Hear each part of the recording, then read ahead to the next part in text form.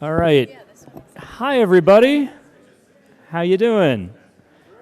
Great. Thank you. Hi, everyone. We're going to try to start on time and keep this ship moving.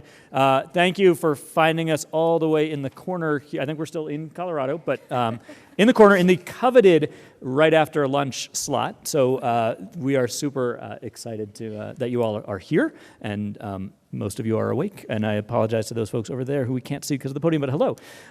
Welcome. I hope you're in the right spot. This is Local Newscasts, Adapt or Die?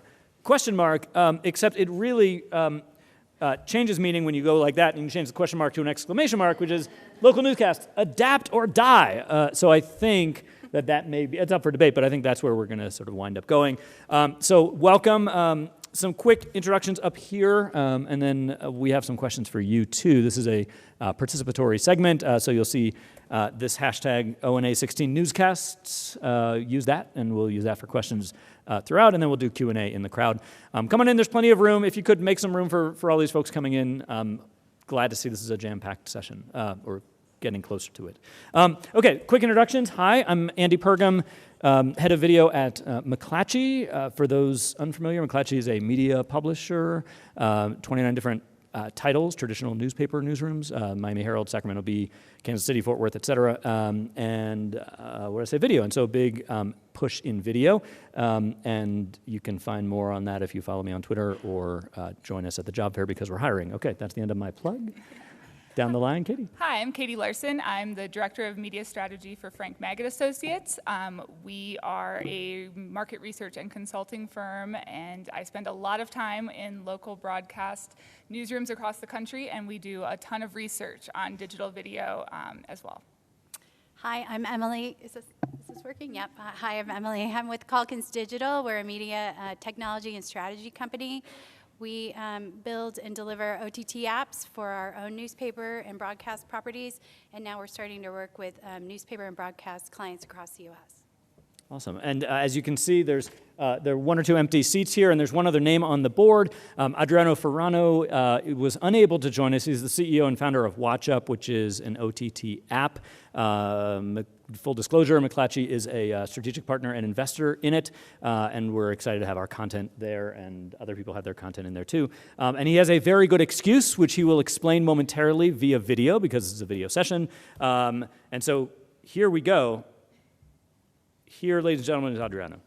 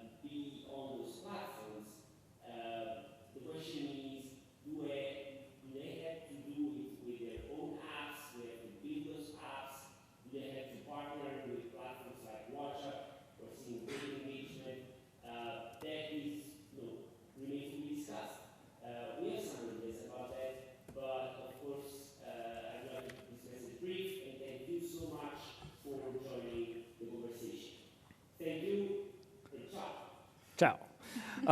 So my only disappointment with Adriano is that in this video he did not use an Italian food analogy. Normally he'll say like, oh, it's like a cannoli with the cream and that somehow explains everything. You're like, oh, got it. Okay, I know lasagna. Yeah, that makes sense. So, anyways, we're wishing him the best. He has a very good excuse for not being here, and now it's on us to make this work. So we're very happy to do that. Again, this is meant to be very participatory. Use the O&A 16 Newscasts hashtag. And so, as I mentioned, participatory, quick question for the crowd. We wanted to get a quick understanding, sort of level set of who you all are. Quick show of hands, and you can keep your hands up for multiple things here. Are you in a local TV newsroom right now? Hello. Wow. If you are in a local newspaper newsroom right now, okay. If you're in a local digital-only newsroom right now, if you are somewhere in outer space right now, anybody? Local video. Okay, awesome. Radio, also important. Radio, yeah. Okay, awesome. Anybody we didn't call on?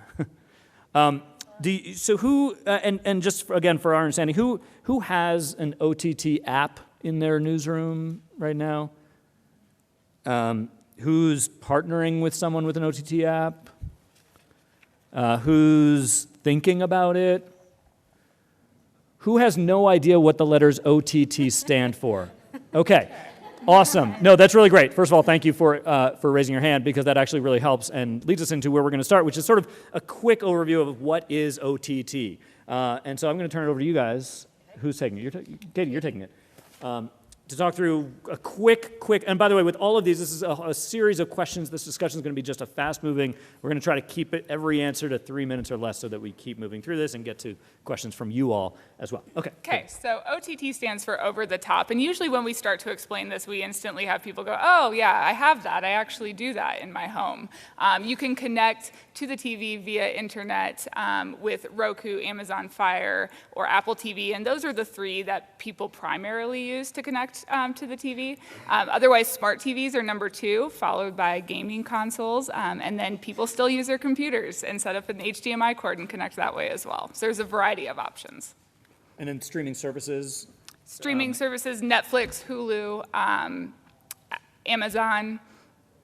I mean, one thing we like to say about OTT is, well, it's a terrible acronym. It's clunky, and it encompasses everything from watching, opening up your Hulu on your iPad to watching your local station's broadcast on Amazon Fire TV. So when we talk about this today, I think we're going to largely talk about streaming devices and how that relates to the broadcast newsrooms, newspapers, also radio and digital. Mm-hmm. Is that fair? Yeah, exactly. And I think the other important point to note is that we have all leapt straight to OTT. There are all sorts of other ways for local newscasts to adapt, and so we'll talk about that as well.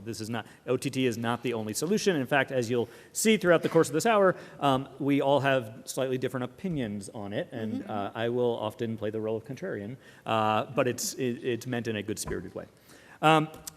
Research, also kind of important. So this, do you want to walk through this chart real quick? Just so you can get a quick overview of it. None of this is surprising to anyone in this room. This is, we're talking about media consumption, how people interact with different media platforms throughout their day.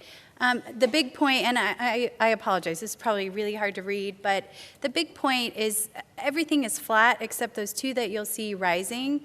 And that bottom one rising is OTT, and the middle one, you got it? Yep, that is desktop. OTT, I'm sorry, that is mobile. OTT is actually rising faster than mobile, and we think these might intersect. So the big takeaway from this is, and you can play contrarian here. When people say, is OTT a thing? Well, the numbers tell us it is a thing. People are consuming content on OTT, and something we're going to talk about is why we should have our local media content there as well, in front of those eyeballs. And I think the other important point is that everyone is seeing deep engagement in a variety of different ways. And some of it's live streaming video, some of it is just long views of multiple videos all in a row, based on the sort of type of device and some of those different approaches, which is the next slide. Yep. Different approach. What are the different approaches to OTT? We bundle these into 3 categories, so you have some sense of when you go to your Roku box, what the different channels are, what the apps are. You want to walk through each of these? Yeah, I mean, these are 3, and not to say sky's not the limit here. These are just 3 things that we're working on right now, not only with our own properties, but with properties all over the U.S. There are aggregated channels. Adriano just spoke to that, where we, full disclosure, Andy's properties are in Watch Up, so are all Calkins Media broadcast properties. So we aggregate into that one-stop shop that you open the app and you can watch. Yeah, let me give you a quick, I'll give a quick Yeah, sort of watch please. up. What is watch up? Watch up is essentially you hit a button, you load the app, and it starts playing your new daily newscast, which is based on machine learning, gets to know you, what you like, what you watch, what you skip through. You choose categories, you localize it, you say, I live in Scranton, and so I want Scranton, what's coming out of, you name the city, and you start to pull together the different pieces of it, and you can sit there and watch and just let it run, and it's essentially the idea is that's what the newscast looks like tomorrow. Yeah, and then one thing we're working on at Calkins is branded apps. So we'll have our WWSB ABC7 content on Apple TV, Roku, and Fire TV. And I just had someone at a session before, and I don't even know if he's here, but he said, I don't watch local news on my device. I'm a cord never, and I don't really watch local news there. And we're like, well, there's not a lot of local news there yet. So branded apps is something we're working on with partners. And then the last category, and JB's in the room, and this is the Hoosier Sports Report, is a niche channel where a traditional legacy media group, a newspaper or broadcast station, is aggregating or curating content around, in this case, a sports team, the Hoosiers in Bloomington, Indiana, or it could be around tourism in their region or other things like that. That's something that's just starting, and that's a really interesting area for us. And that's an area that MAGA does a lot of research in, and it is typically in the sports space and looking Right. towards some of those smaller groups or smaller interest areas where it's easier then for the consumer to find the content. It's not as hard for them to search. It's in a dedicated app. They can find it easily. And we see, too, that audiences are a little bit willing to even pay a subscription fee for some of that niche content because it's so specific to them. But to be clear, it's really early days, right? And that's an important note for us. Very much. Yeah. And we'll talk about monetization in a second. It's early days. Skipping ahead, that sounds cool. How does it make money? So let's talk about monetization now. For local TV, my background, by the way, was in local TV, so I can talk a little bit about this. That the 6 p.m. news is still the thing that brings in money. Getting broadcast stations to really buy into OTT, and I mean really buy into this is a very different platform, is a bit of an uphill sell. Can you guys talk about how you're approaching that at Calkins and how some of your clients are, Maggie? I mean, just what you said. It's really early days. It is the wild, wild west. We are working on building audiences, but we are starting to see some inroads into monetization strategies. We're seeing at newspapers and at television stations, those have to do with sponsorships that could be branded content, not subscriptions yet because we're still building those audiences, but even for TV, we're seeing linear streams sold just like television is sold with spot advertising. And that's kind of a sweet spot for broadcasters. But these things are all just beginning, and there's no one magic bullet for any of this. Mm-hmm. Yeah, we see that that users are pretty willing to have advertising in their streaming experience because this experience looks and feels a lot like how they consume traditional linear television. They're okay with it. And so we don't have to worry about going to a subscription model or trying to figure out what that right price point is. We can sell those spots and consumers are fine. But to be clear, the monetization, we're not selling on a CPM basis yet. We're selling on a sponsorship basis. Programmatic is kind of maybe there? Yeah, I mean, programmatic is something we want to test, and we're piloting tests, but CPM, no, we have to throw that out. Just to what Katie said, this is a really niche economy. This is a niche product that we're talking about. The way we think about it in some of our broadcast stations is, the adaption, what we were talking about, well, we've all adapted to digital. We've all adapted to social, to web video. We feel like OTT can help us reach a new audience that we're not reaching, that are, somewhat of those cord cutters or cord nevers or additive folks. So it remains to be seen how we're going to monetize that new audience. And I don't mean to be rude. I'm using this to read all of your great questions. We have not gotten any yet, but thank you for your tweets anyway. We're going to keep going here through question time. Sorry, but OTT is not a thing.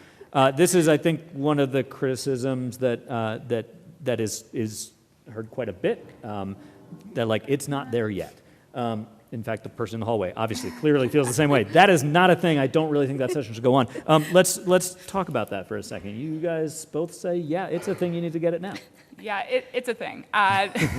It's growing pretty rapidly, especially with the younger audience, millennials in particular, and the younger end of millennials, 18 to 24, are heavily using OTT devices to stream content. This is the first year that millennial family households are just as likely to have a OTT solution in their house and a way to stream content as they are a cable box. And so they're not necessarily cord cutting entirely as quickly as they are adopting the device, but they're adopting the device really quickly, which means they have twice as many content options available to them to consume. I mean, I'd say I hear, is OTT really a thing a lot? And and you say, meh. Yeah, we didn't do our quick answer. My quick answer is, meh. Yes, it is a very important thing, and we'll be doing more and more of it. But I also think that if you look at adoption, yes, there are more and more people. It's still a relatively small install base. It's still a relatively early thing. Yeah. I would liken apps in OTT to apps on mobile, and it takes a lot of work to get people. You can get people to download it. It takes a lot of work to get them to come back and use it again and again and again. And part of what's the attraction for us to an aggregator like WatchUp is that's where that's the essentially the sort of Facebook where all the different sort of things are into a stream, and that's the place where we expect that people will go to consume their news, and then they'll go on to Netflix and move on to their entertainment for the night. And I think that's where we see it being a bit of a challenge to say, great, log on to the local station OTT app. Yep. But again, I think that's because it's early days. Yeah, I mean, right now the market is very fragmented across these devices, but the market is expected to grow. They are expected to ship more and more of these devices. The consumption is up, and Katie can speak to that, and the engagement is up. So yes, we see it as a thing that this is where we need to be with our brands. I mean, I don't know if you want to speak to the overall consumption or the engagement.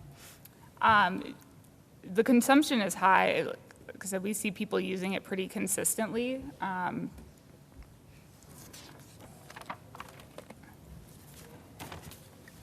you want to speak to workflow or? Well, actually, that's a good question. So one of the questions just came in. Thanks, James. Getting content to OTT is one thing. How does our audience find us on OTT? Yeah. How do you get people to go from a local TV station to downloading an app and using it?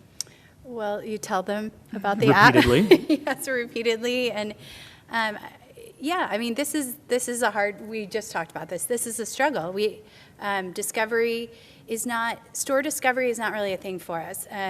Just like when you're on your mobile phone, you're not like browsing through the multiple apps. You have to be focused on going somewhere to find this app. So we need to tell you about it. We need to tell the community about it. We need to do a better job of marketing it. Mm-hmm. And once you get there, we have to give you a reason to come back. So. Yeah, I would use every single digital platform available to make sure that people know about the offering, know exactly how to find you, what to search for, so that you get that initial customer acquisition. But then there's the challenge of getting that reacquisition and making sure that they come back. So you want to communicate how often you'll be updating the content that's most valuable to them, when they can find the new pieces of information. If you're live, you want to let them know that so that they can start to know when to check back in and when they can expect the content that they're looking for. Mm-hmm. Even not necessarily live, a live linear stream, right. Which is stringing together a whole bunch of things that may not necessarily be live right now, but you can put together a loop of things that plays. There's engagement there that's significantly greater than VOD Yes. engagement, right? Let's keep going in the speed round here. So what's working? We talked about that a fair amount. Let's talk about what's not working. Well, just back to the question you said, and this is what we were talking about earlier, Andy. This is like with a mobile app. If you just launch a mobile app and you say, we spent all this time on this great mobile app and now everyone will flock to it, that's not really the case. It takes some marketing, it takes word of mouth. There's a lot of opportunity, and we were talking about this, to iterate in these apps. When we first launched our newspaper and television apps for Calkins, like I wouldn't even want to show you the screenshots from them. They were not good. And content was kind of hard to find. Some of them almost mirrored like what a website would look like. And we realized the user behavior has got to be very simple. People just want to click once, turn on their TV and walk away. I mean, that's how I use TV. So I think what's not working is just to launch an OTT app and say, I don't know how we're going to monetize it. I'm not sure what we're going to do with it, but check, that box is checked off. We've got that platform. You know, if there's someone in your newsroom who's a real champion, this is an exciting space to be working in. Yeah, it's not enough to just stand it up and send your feeds, and it's the same feeds that go to your mobile app that then go to OTT, right. Which is what we see a lot, and that's a good way to get started, but then you want to think about how you can start to customize your channels a little bit. It doesn't necessarily mean you have to create new content, but looking at the available content pool and figuring out how you can program things differently to fit together or sync them together so it creates some longer form content that's available. Looking to things that are evergreen, that have a little bit longer shelf life, can last much longer and be more successful on the platform as well. So you want to program it differently. Even if it is with the same content, you want to approach it and make it easier to find for people. Another good question on the hashtag. At what point will the ROI make sense for TV newsrooms to create additional video for OTT, like specific to that platform?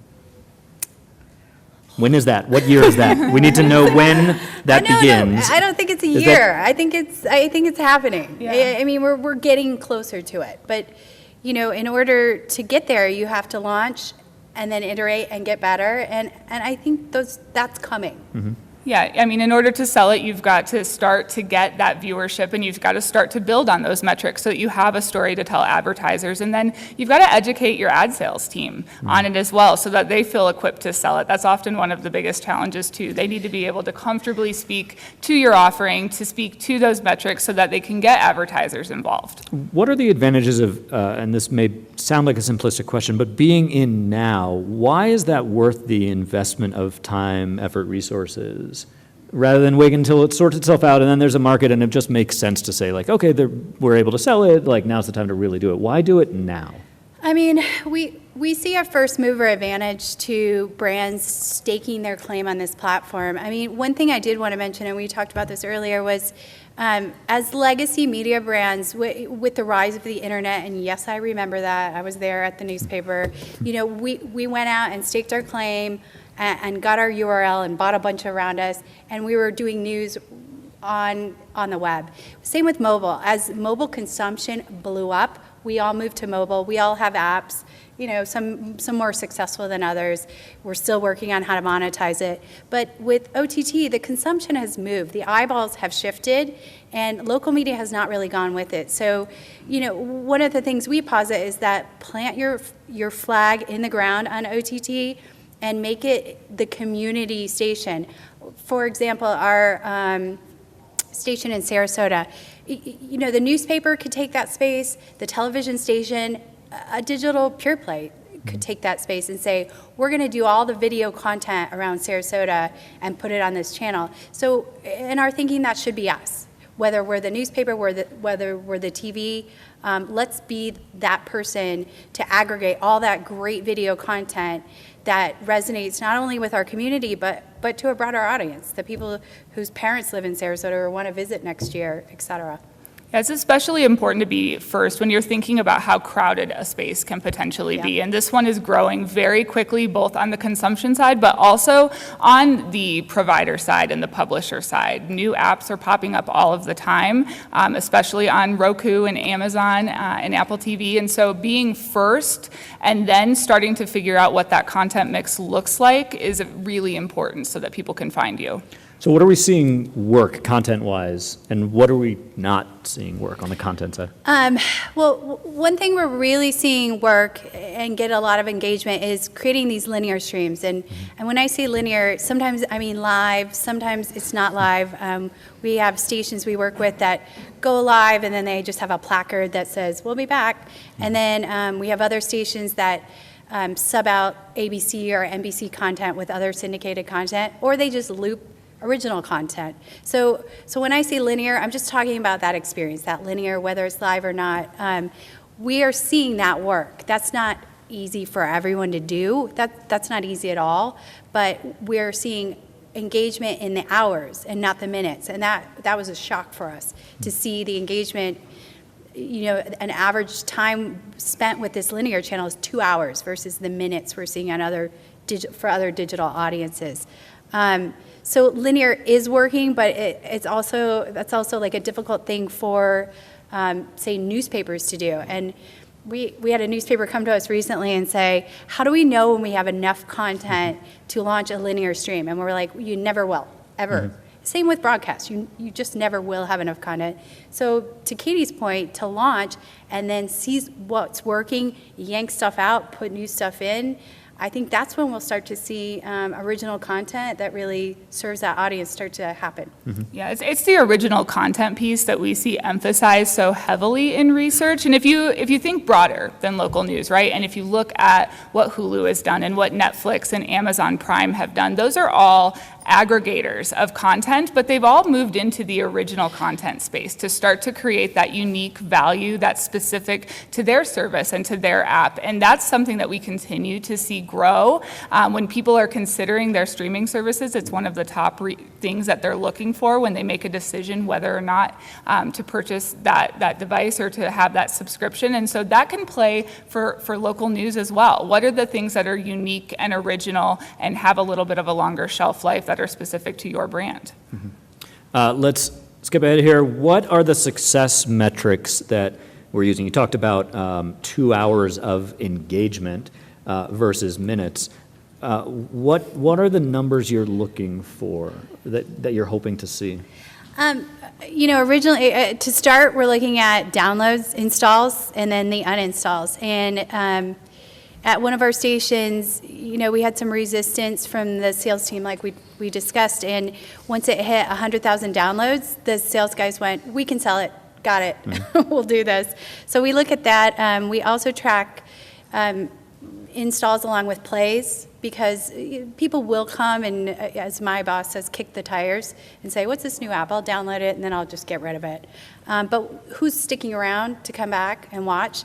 And then engagement. I know we hear a ton about engagement, but we really think engagement and time spent with this video and this broadcast content is going to be what sells these mm-hmm. channels.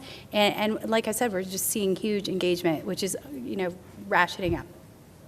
Who watched the NFL on Twitter, their Apple TV? Yeah, so like people did that just recently, and that engagement was watch TV and see the Twitter stream, yep. And watch football on a linear on a OTT device, yeah. Which makes it a very different ballgame, I think. Yeah. Pardon the pun. Skipping ahead, so what does this mean for live viewing? Can we talk about sort of the impact on the 6 p.m. news? Are we seeing that? Are we expecting that? Katie, do you want to talk about what you've seen? Yeah, so the majority of local news video viewing is still done live, which is a good thing. And this is especially true if people are consuming it through a cable box or through an antenna live as it airs on TV. But as audience shifts to streaming devices and to digital platforms, we see less and less live viewing happen. Now they're splitting more of their time equally between live and non-live. So they may be watching things in a time-shifted state or not as they air if they're watching through an OTT device. Mm-hmm. Yeah, and I think we'll start, just what you talked about, the Twitter, NFL, we'll start to see more live. OTT offers a real opportunity to try things, live mm-hmm. streaming. I mean, there's a broadband issue, there's a technology and infrastructure, what plays well together issue, but we see a lot of people we're talking to who are thinking about experimenting, whether it's And I'm talking about local, so it's high school sports, it's high school graduations. What can we throw up there live that, would eat up too much of our broadcast time, but people still really might be engaged with? Also from Twitter, is it an opportunity to stay on brand or create a new and very different voice? That's like a I've million. Yes. got an answer too, yeah. Yes. Yes, both, please. I do. I think both worlds exist. There's an opportunity to distribute your existing content and to stay on brand and to find even other content pieces that are in line with that existing legacy brand that you have. But you should be using this new platform. Every time you go to a new distribution platform, you should look at it as a new opportunity to find a new audience and maybe create an extension of your brand that fits really well there. Test some things out. This is a good time to try things. And if they work, continue down that path. And if they don't, then don't do them again and try something else. Yeah. I mean, it's really our chance to stay relevant. As things change, we know we have to be where the eyeballs are in order for our local media brand to stay relevant and to thrive. Yeah, and from my perspective, it's paramount that whatever we do on any platform is specific to that platform and makes sense for it and is authentic. Otherwise, it doesn't work.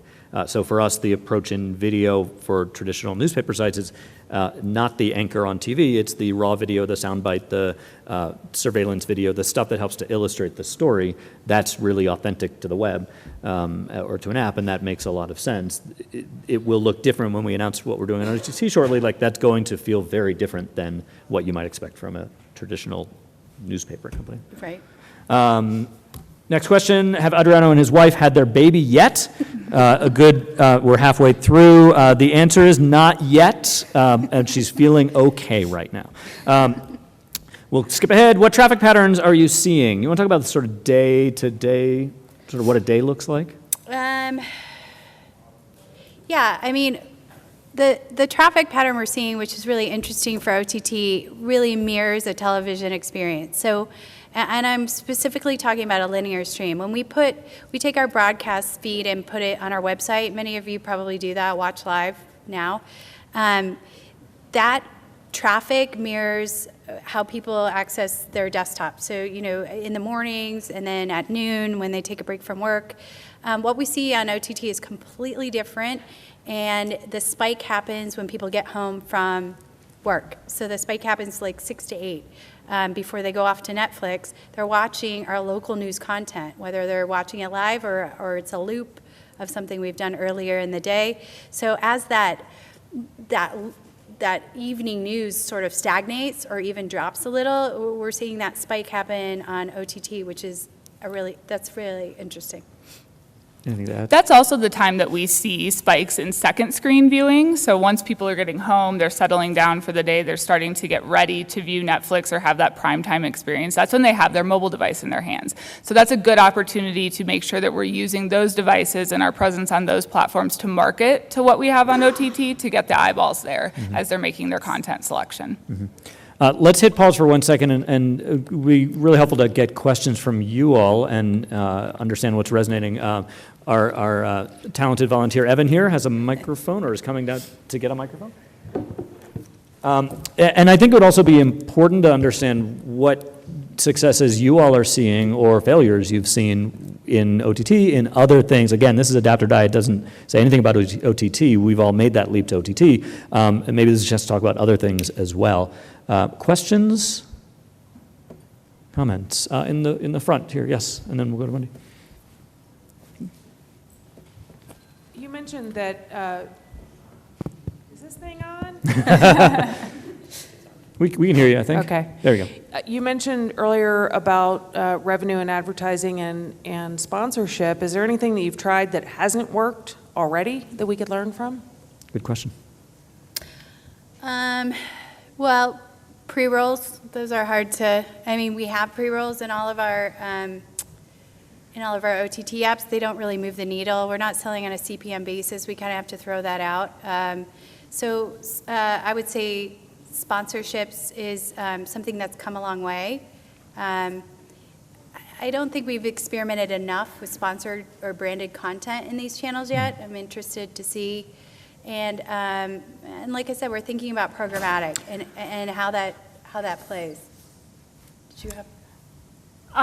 So I have a client that I've helped build a case study with, and we also found that pre-rolls were not very successful as they were trying to get their content out there and get people to just try it out for the first time. And so we eliminated pre-rolls and took shorter clips of the content, 5 to 6 minutes, and put them together with mid-rolls in between. And what we found is that that really eliminated one of the big barriers of entry and even just getting people to sample. And once they were in, they were much more likely to stay. They were likely to watch longer, and they were fine with the commercial being there or the mid-roll being there because that's a part of their typical video viewing experience. It was just getting past that initial barrier to get them in.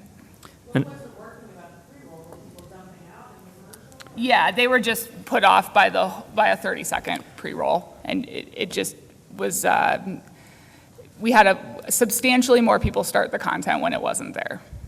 I can give you one example, not a failure, but in my experience in 2012 maybe, at the Washington Post we launched something with Google TV. If anybody remembers Google TV, it was a device like yay big, which was an OTT thing, and launched a news. It was meant to be sort of, here's the evening newscast, and it was meant to string a number of things together and easily thinking of a rundown, sort of easily add things and move things around. And the challenge was actually a technical one, which was at the time you couldn't move things.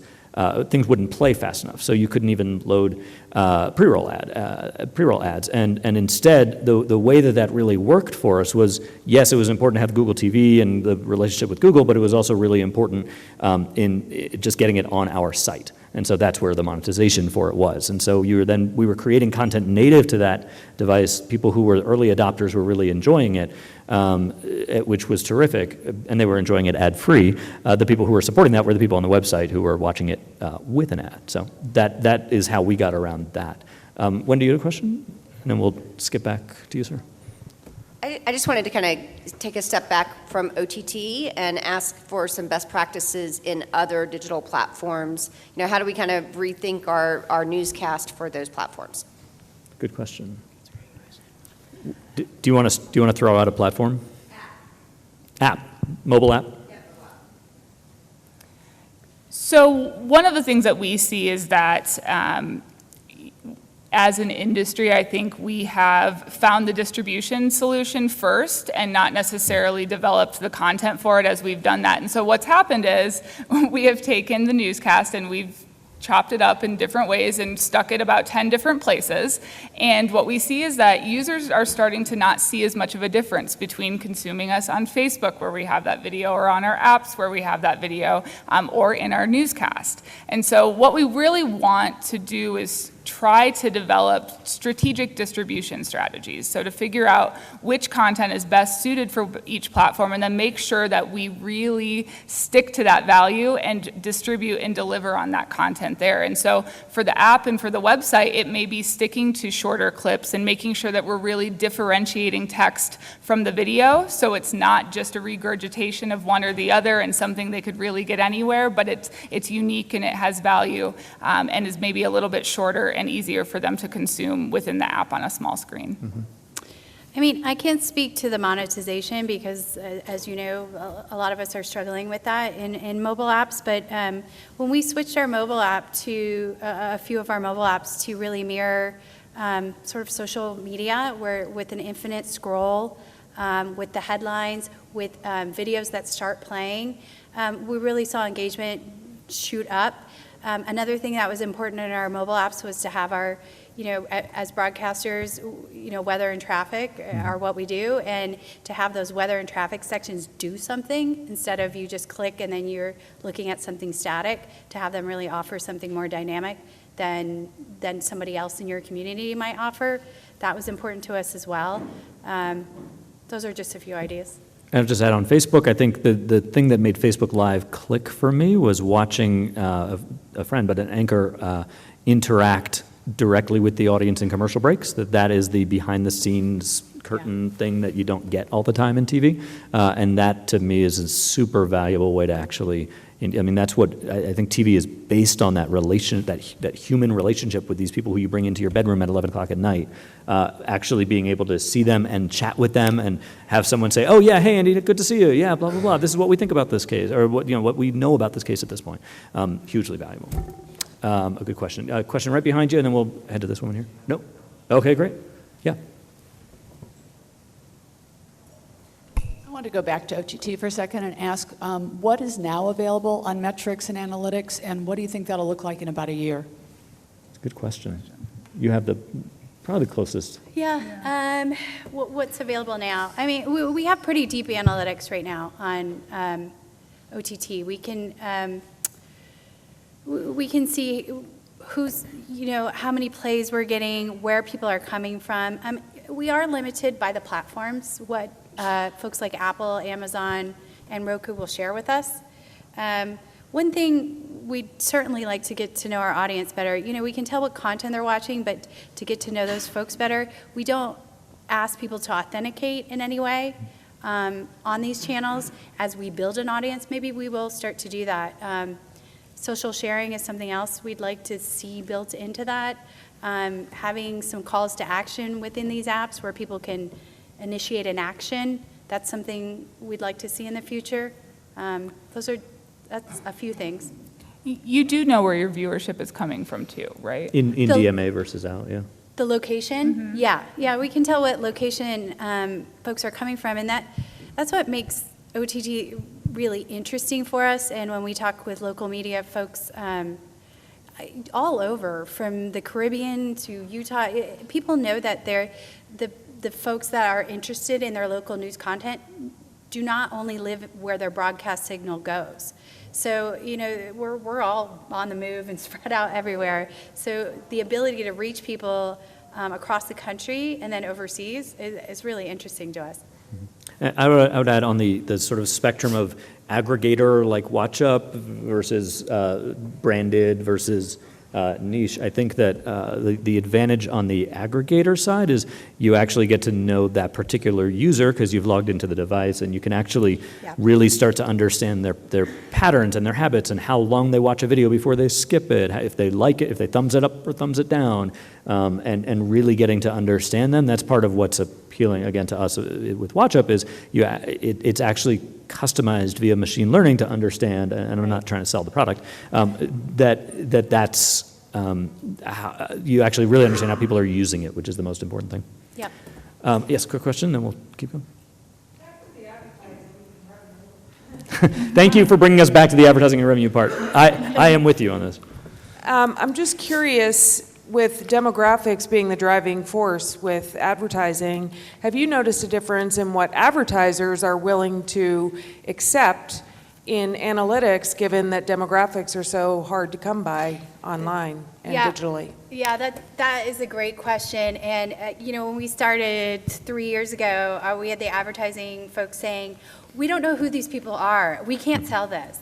And they really had to change the way they were thinking. And now some of what we do is sell the sizzle. This is an opportunity to get on this new platform, to see your content on, this Apple TV that you just got for Christmas, et cetera.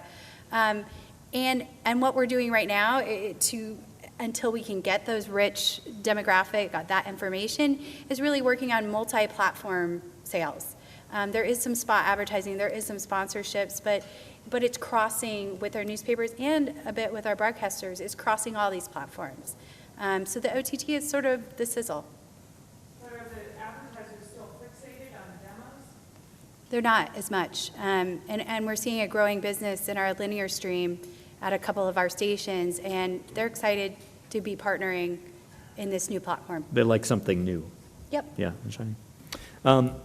Other quick questions. How do newsrooms need to think about OTT? And we actually broke this up into local television and radio and newspaper. Sort of how do you think about OTT if you're going back to your newsroom?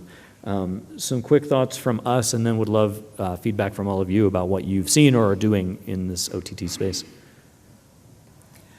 You have to rethink workflows. So you've got to think about the content differently. It can't just be a direct feed up to the platform. You've got to think about what you can put up that's unique, what you can re-edit or change that's going to be more fit for the platform, and how you can program the channels differently so that it's easier for users to find. The content that goes straight to our apps and goes straight to our website is often heavily associated with text, and that can make stories and videos and things that they're interested in easier to find. And that's not going to be the case on OTT. So we want to make sure that the videos stand alone without that supporting text and make sense to a user and are organized in a way that flows easily from one to the other so that they'll continue to watch. Yeah, I mean, I kind of touched on this before, but I think this is not just OTT, this is everything. It really takes someone, a newsroom champion, that person who is excited, and we've seen it over and over at different different properties and all across the country. That person who's excited, the person who's like, I'm not sure what we're going to do, but I'm going to figure this out, and then can see the opportunity instead of the nope, can't do that. That's not how we do things. Yeah, So. and I would add on the business side is going back with a clear vision of this is what the monetization side of it is and how we're actually going to make some money right now and how we think that it's going to work down the line, and sort of taking what we know about how the industry is going and understanding how to apply that locally. That's a really interesting point, and going back to monetization, we've seen the ad departments get really excited about OTT, and maybe that's the first step is in selling this, thinking about events around these platforms, marketing. If they can get excited about this, and this is something they want to kind of show off to their friends and neighbors, maybe that's the first step. Yeah. We've done a lot of talking up here. Other thoughts from all of you? What are you seeing work? Or is nothing working? In that adapt or die question, are we dying? What are you all seeing from where you are on the ground? Yes. Start in the back. Yes, we are dying. Okay, great. Thanks, everyone. So the newscast is dying. Yep. We pretty much know that. Even admitting that putting it on OTT as just a straight newscast on OTT is probably not a good strategy, admits that it's dying. So it's really the newsroom, rethinking the strategy for the newsroom than it is the newscast. So I don't know, if we're trying to keep the newscast from dying, I haven't really heard anything that's going to do that, unless we think the OTT strategy is better for the newscast. Unless it's rethinking the idea of the newscast. Right. That's and it's stringing together interesting pieces of video. But then I would say, I don't know why that would only be specific to OTT. Yeah. At the end. Sorry. Go ahead. I think that's exactly right. So what you could potentially develop and test and put together for OTT is most likely going to be platform agnostic and work on your linear newscast as well. We do a lot of research around this, and we have seen with millennials in particular, we really believe that the format has to change as well. This might mean attacking storytelling differently, doing longer stories instead of a typical 2 to 3 minute package, spending 9 or 10 minutes talking about something that's investigative and going a little bit deeper to provide context and depth. It's rethinking talent and making sure that they're involved in that storytelling process and not just reading from a traditional news desk from a teleprompter as we've always done. So those things can be thought about and attacked differently if the newsroom is ready to do it. And I think you're absolutely right to say it can work on both sides and benefit both platforms. And to what Katie's saying, OTT is a place where you can experiment. I don't know, we don't have a lot of room to experiment in our broadcast stations. What we're doing, it's profitable. We're going to have to kind of keep doing that. But OTT offers us a way to experiment with new content and put it together a little bit differently and bring in community content to sit right alongside our original content. So it's a great experimentation space that then perhaps could translate to the broadcast. Other thoughts? Yeah. Maybe if the local stations experimented with, kind of keeping what they're doing in the normal newscast, but then saying for the Absolutely. Yep. That's totally working. And, we were just talking about this. Broadcast stations put together really great sweeps packages or series. I asked a station in Columbus, I don't even know if it was Columbus, but what do you do with all that great content? Like, you did that big series, and they were like, well, one of the videos is on Facebook, one of them, we're not sure where part 2 went, and one of them's online. And that's the same as what we were doing. What OTT can offer is a way to repackage that great series that you already put together and show it like it was meant to be shown. You can also extend the story, and we've done a lot of call-outs for more information. We're going to be doing an analysis of this game or this sports show on our OTT channel exclusively. That's worked. A question up here in the front, and then we'll have to wrap up shortly. So we're a small newspaper, tiny, and we have limited video resources, but some. But I don't feel like it's enough.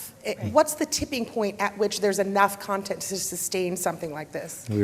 Great question. It's as if you guys joined us for lunch.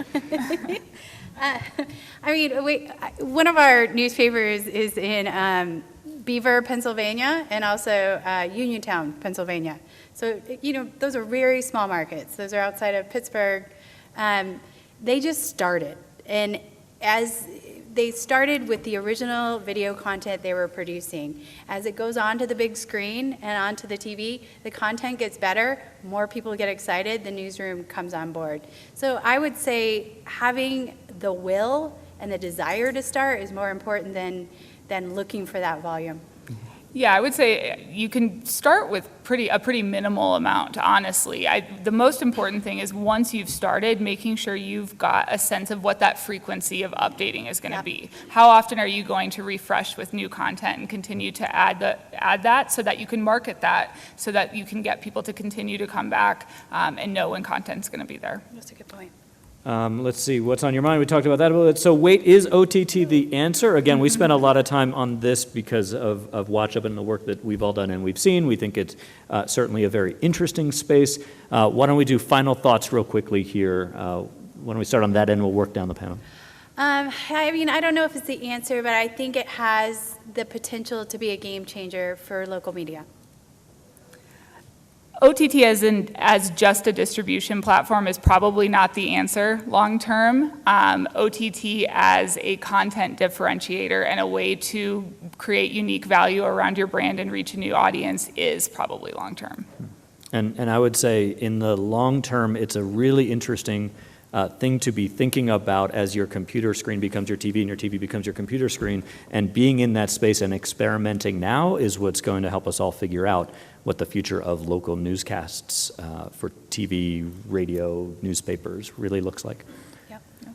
With that, we'll say thank you very much for joining us, and see you next time. So, thank you.